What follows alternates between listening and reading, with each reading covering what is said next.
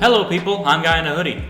I have been recently appointed to the top 1% of people, which is to say I got an AMC A-list membership. And with that membership, I am now able to watch a shit ton of movies for a fraction of the price. In fact, I have become a bit more focused on my movie watching as of recently, that I've decided to now I'm going to tell you about all the movies that I've seen from the start of January 2026 to the end of June 2026, which covers about 16 movies. Hi, I'm Guy in a Hoodie from the future. You can tell I'm from the future because I got a haircut. And if you couldn't tell by the title and thumbnail of this video, past me is fucking lying. Because I've actually now decided that I will include all the movies I saw in July, mostly because it's a decent chunk and it's already August. Might as well. Yeah, so you're gonna see me in different haircut, I guess, talking about movies that came out that I saw in July. So yeah. Now that doesn't only include theatrical releases. I am also including just movies I saw on streaming services and one that I saw online for free illegally. Some of these I saw on my own, some of these I saw with friends, and some of these I saw with family. So I'm just gonna go alphabetical order, each movie one by one, and just tell you my thoughts. Just feeling used. Oh, what a goddamn shame! I literally just made a fucking video about this. Although, Gooseworks has confirmed that Jax is in fact trans, and everything that I said in that video was entirely wrong, and I am fucking stupid. Anyways. My anaconda don't want none unless you got buns, hun. More like, my anaconda don't watch this movie. Yeah, this is one of the ones that I saw in streaming. I remember during Christmas of 2025, I kept seeing advertisements for this movie, whether it be in like ads on YouTube or big ass billboards or entire walls of buildings in Argentina, Buenos Aires, dedicated to just Anaconda. And I thought the idea was pretty neat, you know, make a movie about making movies, I thought it was neat. Then I finally saw it with my dad on streaming. It was very boring, not funny at all. Jack Black and Paul Rudd, I like them, but they're not doing their best in this movie. I feel like they just kind of just going through the motions. The only funny part about this movie that I liked was the snake wrangler character, who dies very early on, and when the snake itself dies. Like, I thought that was kind of funny when it happened, because it was like very sudden and a lot more brutal than you'd think for a snake. But other than that, it's just eh.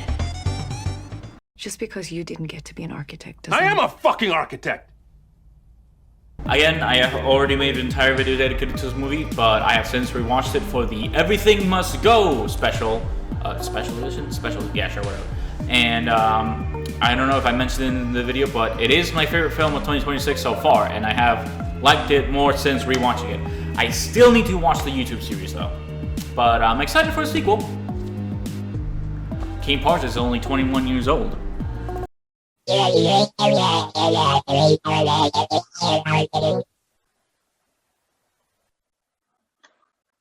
Great. I really understood that well. This movie was probably supposed to come out in 2011, because it sure as shit feels like a 2011 movie, because it is very boring, very ho-hum science fiction, and feels outdated, and it's supposed to, I guess, be propaganda for news sites. Like at the end, they show actual like news channels broadcasting the alien footage, and one of them is Fox News, as if Fox News would ever tell you the truth. Emily Blunt does great acting in it, and that's pretty much the only thing I really enjoyed about this movie. There was also a guy in the movie who looked a lot like my theology teacher back in high school, but other than that, it was very, very unremarkable.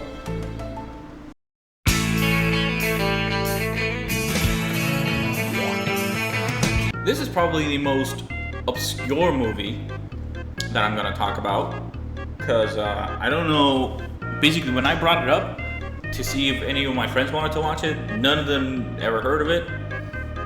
I literally only heard of this movie when I saw like the trailer during like, I think either like Scary Movie or maybe like a Jackass.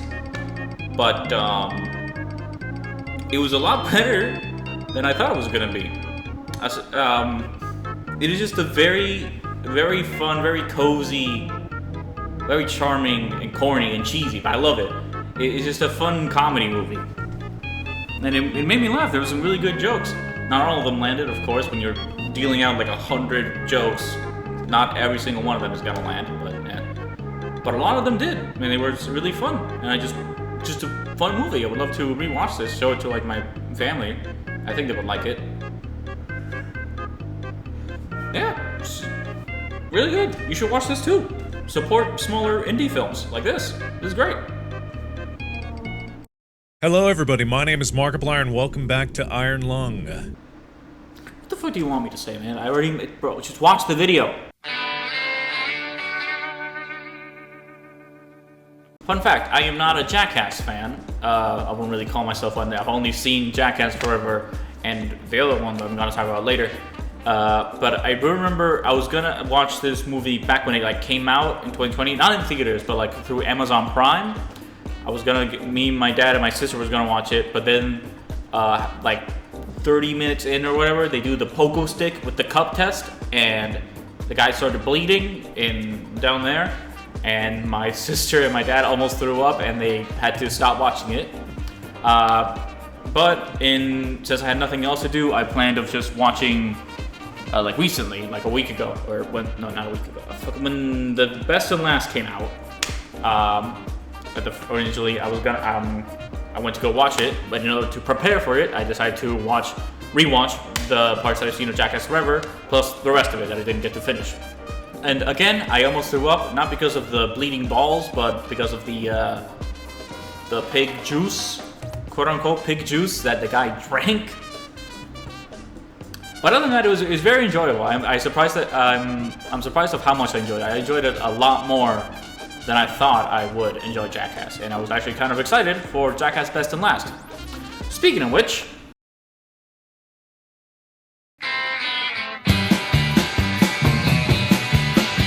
I did not like it that much, actually. I like Jackass Forever a lot more. Mostly because of it's just a ton of reused footage, which was supposed to be like nostalgic, because it's supposed to be the last Jackass movie, at least with like this specific cast. They're probably just gonna do a Jackass with different people. But the amount of reused footage felt very cheap rather than nostalgic, like they just did it because they didn't have like the budget to do more new stuff, especially considering the fact that the new stuff that they did do wasn't as exciting as like the stuff they did in Jackass Forever. And it especially felt a lot more cheaper considering the fact that I just saw Jackass Forever the day before I saw Best and Last, and they put entire clips from Forever in Best and Last. It's still very fun with the new footage and the old footage I didn't see beforehand, but still just a little bit. I feel like if I was a Jackass fan, I would be a little bit disappointed by this. Baby Yoda, baby Yoda, baby Yoda, baby Yoda. I wouldn't really call myself a Star Wars fan. I think the only Star Wars movies I've seen in theaters are Episode 7, Episode 9, Rogue One, which I remember fucking nothing about, and this one. I have not seen the original I've yet to see the original trilogy. I've only seen Episode 1, 7, 8, and 9. I haven't even seen Attack of the Clones or the Revenge of the Sith yet. I probably should at some point. I have seen Mandalorian Season 1 and 2. I have not seen Season 3. I've heard it's ass, though, so interesting for this movie. You didn't really need to see Mandalorian, the show, because, like, I don't remember much from the show, but I didn't really feel very left out. Mostly because not much happens in this movie. It very much felt like he was, like, very inconsequential. Like, it didn't, like, resolve anything. I mean, it resolves, like, stuff with, like, Jabba the Hutt's, like, siblings or cousins or some shit like that, but that was only established in this movie. And it doesn't really have to do much with the Mandalorian or Grogu. It's just, hey, it's just them going on an adventure, and that's about it. I very much felt like if there was a Mandalorian video game, like a standalone Mandalorian video game, and you just watched all the cutscenes. Because like there's not much stuff of like, there isn't like many like sad moments or moments of like emotional depth. It's mostly just like action, which it's entertaining, but nothing very that special. It's a cool plot with the whole like getting to like save a guy that doesn't want to be saved, and so you go to like this ringleader motherfucker, and you fight in a coliseum, and then you know they go kidnap him, so you go to the planet. And it's fine. It's a fine movie. I like all the little glorp shittos. Luigi, I just want to touch you. Gonna have to put on the Luigi hat for this one. Fuck. Okay, so the Super Mario Galaxy movie. It is more fun than the first Mario movie, and objectively worse. It is, like most people have said on the internet, it is just more references, and that's about it. The problem is I'm kind of a bitch for that. I'm a guy who also likes the second FNAF movie more than the first one, just because of how much more fan service there is. I thought Star Fox was fine. Again, he's only there for advertising the Star Fox game, just like Donkey Kong was in the first one, advertising the Donkey Kong game. Although I am glad that they don't do Donkey Kong stuff. I'm a bigger fan of Mario Galaxy. Mario Galaxy is probably like my favorite Mario games. And this definitely was a Mario Galaxy movie on top of a bunch of other Mario stuff. Even though Rosalina doesn't do jack shit. She just shows up at the beginning, gets kidnapped, and breaks free at the end. That's about it. Also, fun fact, I used to think that Rosalina was Peach's mom, but actually they're siblings. My bad. I also probably enjoyed it a lot more because, well, again, the animation is a little bit better. Even though the first one was already very pretty, this one's a tiny bit more prettier, probably because of all the space stuff. The one thing that I did enjoy about this movie was probably like when Mario and Luigi get turned to babies and it's like a Yoshi's Island reference. That part which just felt very pointless and just a lot of filler. To be fair, most of this movie is filler to begin with. Although I am very glad that they put a lot more Luigi in this one, if you can tell. Also, I am very glad that they don't do the tradition of just using mainstream copyrighted songs like they did in the first movie when they had like Take On Me and Mr. Blue Sky or whatever. Here they actually use like the Mario soundtrack for that, at least.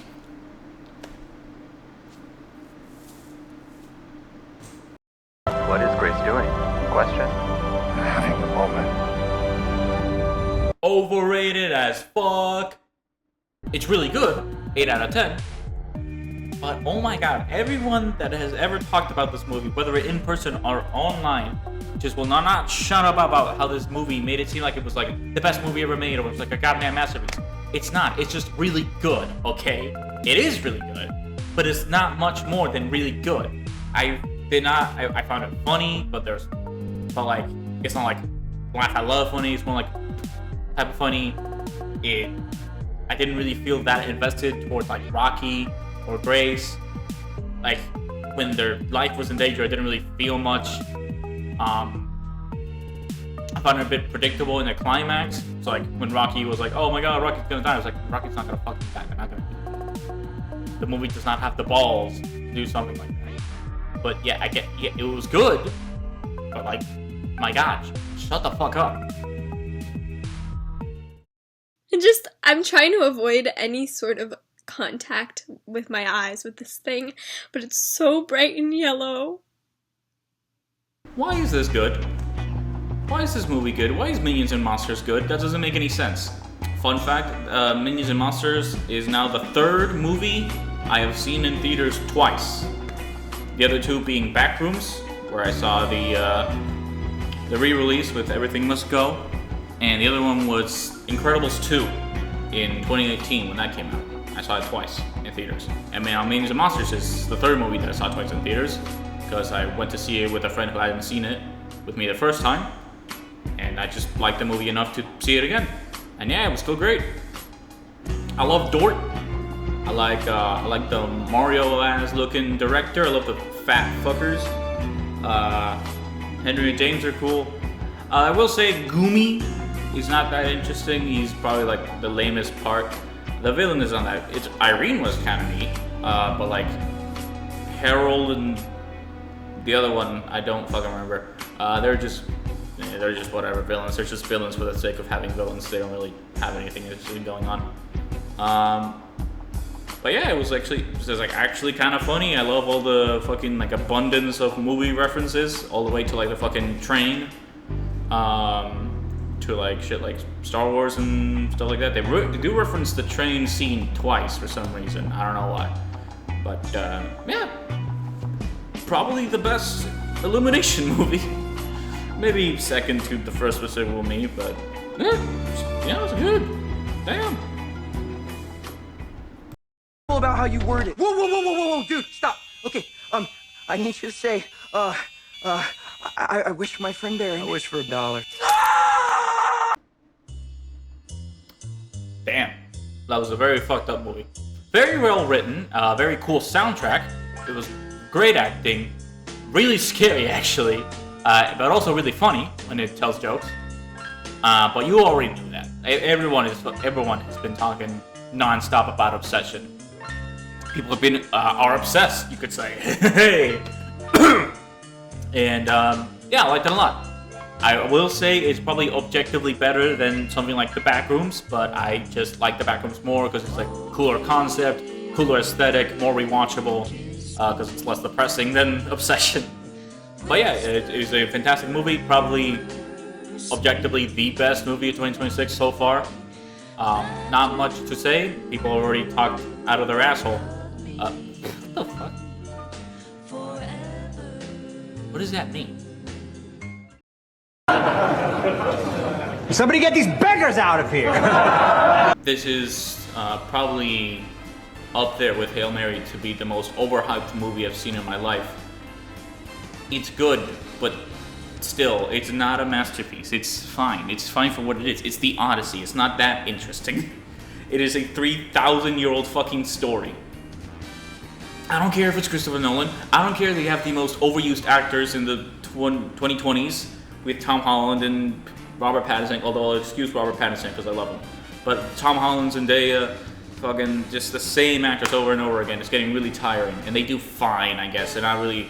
It's not like, oh, they're putting their A game into the acting. They don't. They just do it. The acting was just fine. Except for Anne Hathaway, her acting was great. She did really good. She really cared.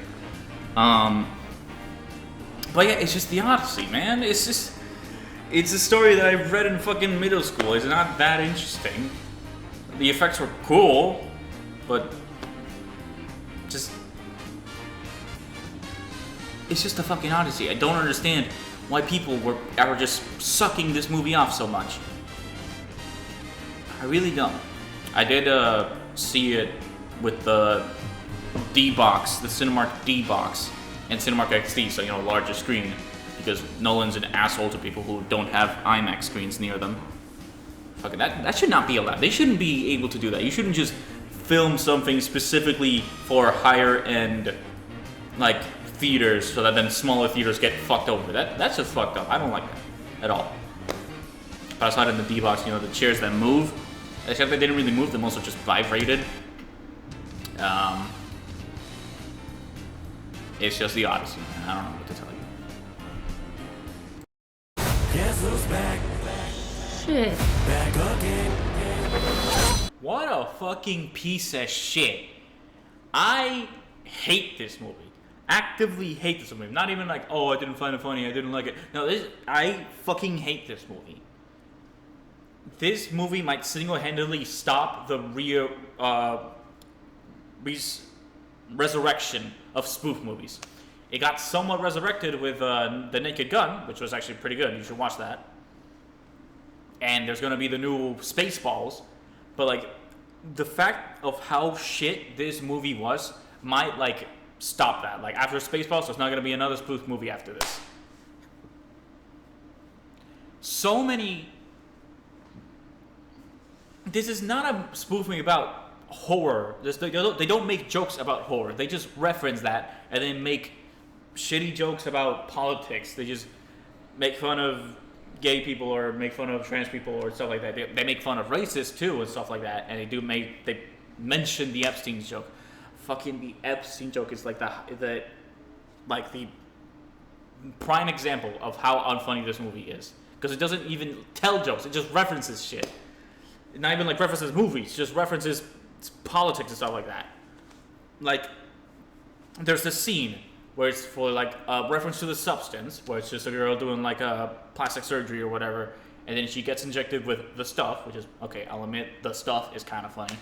But then out pops up a girl from White Chicks, or girl, I guess, from White Chicks. But then he pulls out fucking the Epstein files. And that's it. That's the whole joke. It's just the Epstein files are there. Hey, isn't that funny? Epstein files? Hey, that's so funny. You're not making a joke. There's no punchline. There's no setup. There's nothing. You just said Epstein. That's not a joke. That's not funny, you fucking idiot. This is the same humor of like an annoying ass sophomore in high school. It's so ass. When the funniest and best part of your movie is the fucking Kai Cenat stream, you know you fucked up when that's the best part. Really? And then they also do other shit that really fucking... They do the same jokes that horror movies already make in their own movies. Like at the start of the movie, the characters are in like a Final Destination themed amusement park, which in itself is a good concept. That's a funny concept. But they don't really do much with it until the very end, where a kid in the movie Final Destination Bloodlines, there's a character who's a little kid who picks up a coin and thinks he survived the disaster, but then he dies like that.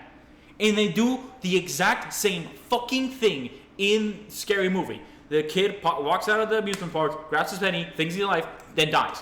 It's the same fucking joke.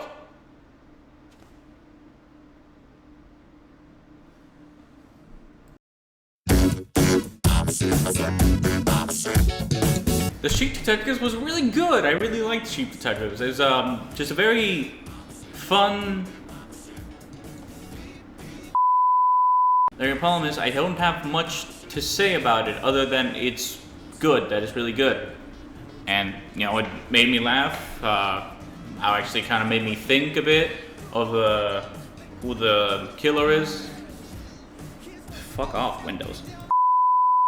And I almost cried. I didn't, but I almost cried at the end with like the very last scene. But yeah, just go watch it yourself. It's good. Ready to pay? And ready for a brand new day. And now for the last movie that I saw in July, Spider-Man Brand New Day. It was really good. Great Spider-Man movie. I have not seen The Amazing Spider-Man 2, so I can't say whether or not Spider-Man has no bad films. I heard that one's not great, but I don't think I've seen it. Or maybe I did, I just don't fucking remember anything about it. But yeah, Spider-Man Brand New Day is really good. Is it the best Spider-Man film? No, absolutely not. My main problem with it is that the villain is just not really that interesting to me. Mainly because they don't really have a connection with Spider-Man. First of all, it is very obvious that they're just setting the character up for later Marvel movies. Not even later Spider-Man movies, no, just later Marvel movies in general. It doesn't really feel like contained to the movie itself. And secondly, it's just not a Spider-Man villain. Vulture is a Spider-Man villain. Mysterio is a Spider-Man villain. Electro, Sandman, all the fuckers from No Way Home were Spider-Man villains. But this one isn't. They don't really make them a Spider-Man villain in this. Like, they have no real connection to Spider-Man. Vulture is MJ's dad, so obviously you have the connection there. Mysterio fucking tricks Spider-Man into thinking he's an ally for like a big chunk of the movie until he betrays him. That's a good connection. Literally, all the villains in No Way Home were previous villains of other Spider-Mans. And also, Green Goblin fucking kills Aunt May. That's obviously a connection there. This villain, they're only fighting Spider-Man because they're putting New York in danger. So he's just fighting them because he has to. Not because like there has like any personal stakes. It's just to save other people. And that's just a lot less interesting. Also, the villain's backstory is not that interesting. I feel like I can't name a movie in the top of my head that has this type of backstory, but it's a fairly like generic backstory to give a villain, and also the actor/actress. I'm not gonna spoil even their gender. The actor/actress who plays the villain, they did fine. I just, yeah. But other than that, the first half was great. I love the first half. It peaked to me. The movie peaked in that scene where, you know, the Hulk is there and Punisher. I love Punisher. Punisher was great. And Spider-Man, you see the control center and the villains there. That was probably the best scene in the movie. But after that, it's just kind of meh.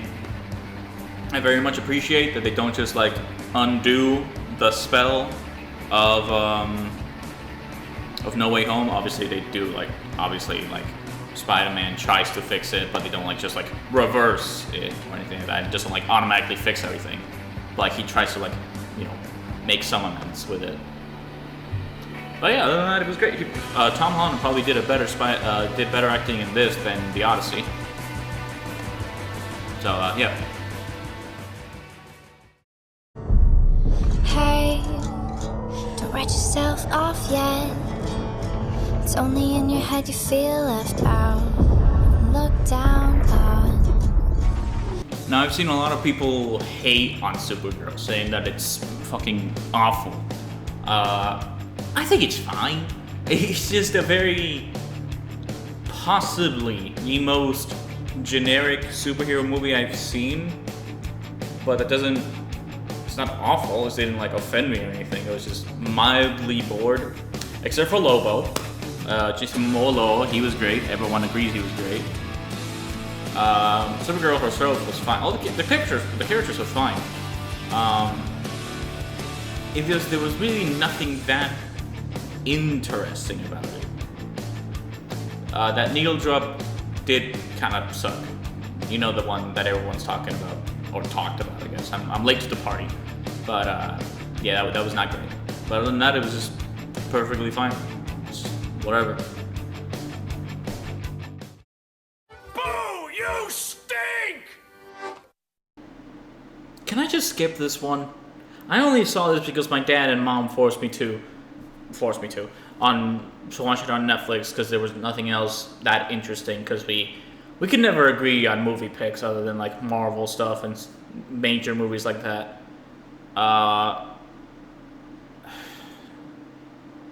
What the fuck do you want me to say, man? It's thrash. More like trash. Come on, man. That's Michael B. Jordan, the actor. I was just getting some popcorn and then this cat grabbed me. This is hands down probably the most generic fucking animated kids movie I've ever seen in my entire life. Like 10 minutes into the movie, I can already tell basically everything that was going to happen. Except for the twist, I'll give it that. The twist was very cool, but that's the only cool thing about this movie. The creatures or the events are not cool because it's just fish, bird, some fucking, I don't know, otter or some shit. And they're not that interesting. The ending was predictable.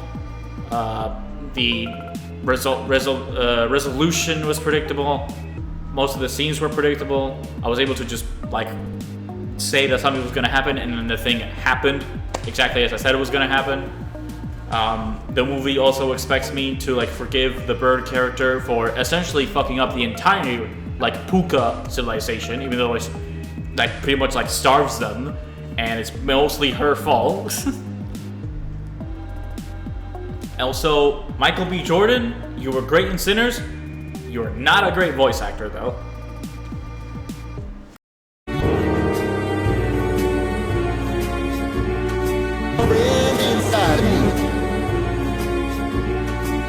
It was actually very good. Probably my second favorite Toy Story now. Below the second Toy Story, but above 1 and 3 and 4. This is basically what 4 should have been. Now, I'm a big Toy Story 4 defender. I think it's a good movie still. But it's definitely the weakest out of all the Toy Story movies, and Toy Story 5 is basically just better than 4 in every single way. Like, it's funnier, I felt more emotional towards the movie, it has a better side characters, better villain too. The Conan O'Brien toilet toy is probably my favorite Toy Story side character. So yeah, overall very good, very satisfied. I'm totally down for a 6th one at this point. Although I'm curious of what the fuck they're gonna do, because they just did technology, so what now? AI?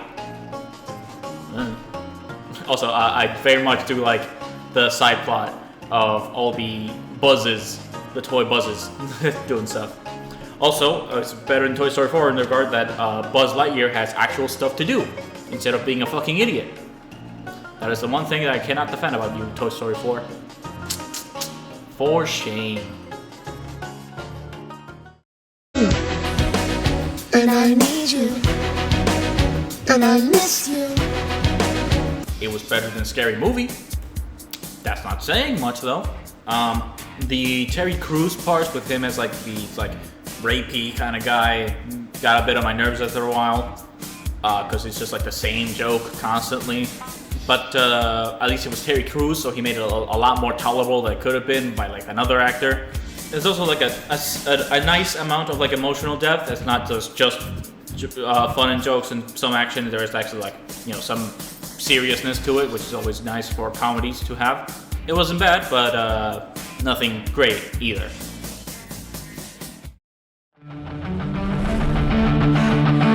I left alone.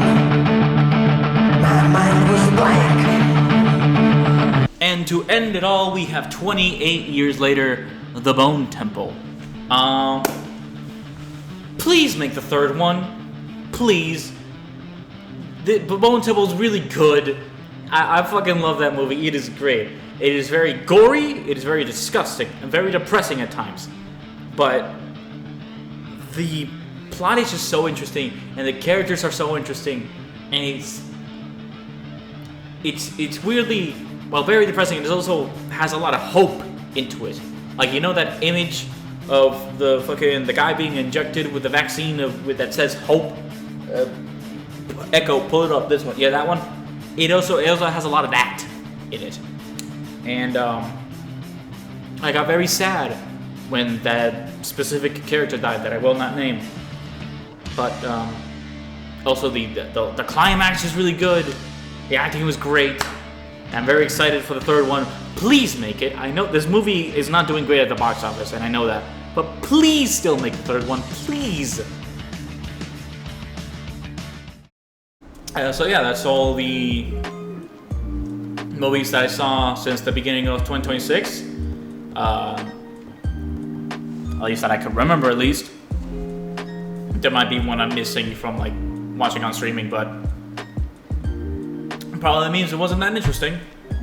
And I'll try. This is probably one of, if not the last video I do before I begin college, so uploads are gonna be even more sparse, and they're gonna be lower quality because I'm not gonna have my green screen. Unlikely, but still.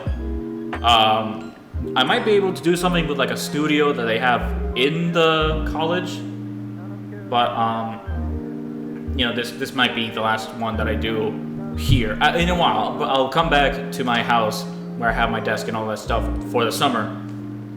But hopefully I'll be able to see you all again at the start of 2027 when I do the second half of 2026 movies. Obviously, I'll try to make some videos in between then during my first semester. But yeah, college will definitely will throw a wrench into things, into my upload schedule. Again. I'll try. And yeah, I will see you all eventually.